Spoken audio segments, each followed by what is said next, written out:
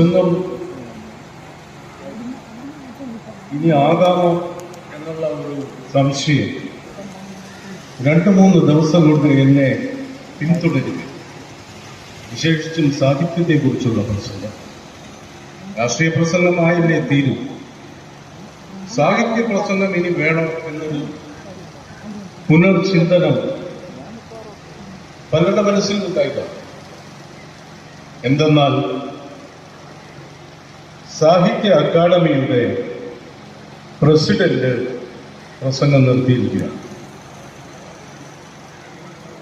അത് വിറയൽ കൊണ്ടാണ്, ഓർമ്മക്കുറവുകൊണ്ടാണ് എന്ന് അദ്ദേഹം പറഞ്ഞു.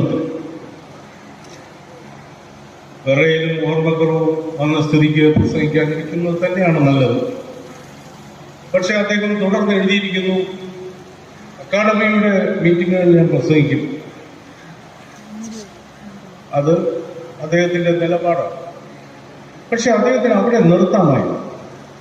അദ്ദേഹം പറയുന്നു, അല്ലെങ്കിൽ തന്നെ ഈ പ്രസംഗം എന്ന് പറയുന്നത് ഒരു പാഴ് പ്രക്രിയ, വേസ്റ്റ് ഓഫ് ടൈം. ബുദ്ധന്റെ പ്രസംഗം കൊണ്ട് എന്തുണ്ടായി? ക്രിസ്തുവിന്റെ പ്രസംഗം എന്തായി? ഇത്രയുമൊക്കെ സാഹിത്യ അക്കാദമിയുടെ പ്രസിഡന്റ് ചോദിച്ചപ്പോൾ പിന്നെ ഒരു സാഹിത്യ പ്രസംഗം വേണമെന്ന് ഞാനിങ്ങനെ ആലോചിക്കുകയായി. പക്ഷേ വിറയലില്ലാത്തവരും ഓർമ്മയുള്ളവരും പ്രസംഗിക്കട്ടെ എന്ന് ആഗ്രഹിക്കാനാണ് എനിക്കിഷ്ടം. കാരണം പ്രഭാഷകൻ എന്ന് പറയുന്നത് ആൾക്കൂട്ടത്തിന്റെ അധ്യാപകൻ.